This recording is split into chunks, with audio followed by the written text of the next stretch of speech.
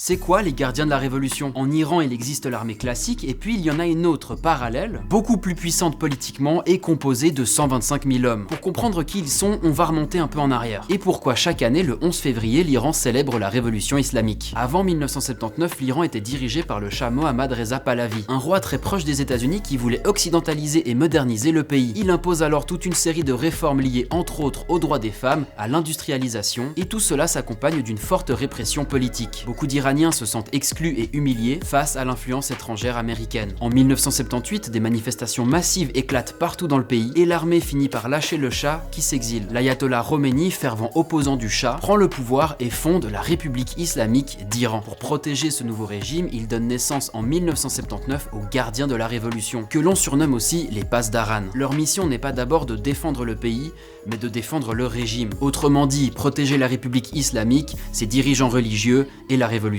Leur loyauté va donc avant tout au guide suprême, la plus haute autorité du pays, et pas au gouvernement. Et très vite, ils deviennent bien plus qu'une armée. Les Pasdaran deviennent un État dans l'État. Ils contrôlent des services de renseignement, des forces terrestres, navales et aériennes, mais aussi une unité spéciale très connue, la force Al-Quds chargée des opérations à l'étranger. Ils gèrent des ports, des entreprises, des banques, des chantiers pétroliers et prennent la main sur une énorme partie de l'économie iranienne. Ils sont chargés d'un rôle crucial pour la République islamique, la répression des manifestations et de l'opposition, surtout leurs milices affiliées appelées Basiji. Au fil des années, ils se spécialisent dans les arrestations massives et développent une forte surveillance numérique. En décembre 2025 et janvier 2026, les manifestations et le mouvement de contestation populaire massif contre le régime islamique est réprimé dans le sang. Selon les chiffres qui varient, entre des milliers et des dizaines de milliers de personnes sont tuées. Depuis le 29 janvier 2026, l'Union européenne classe les gardiens de la révolution comme organisation terroriste.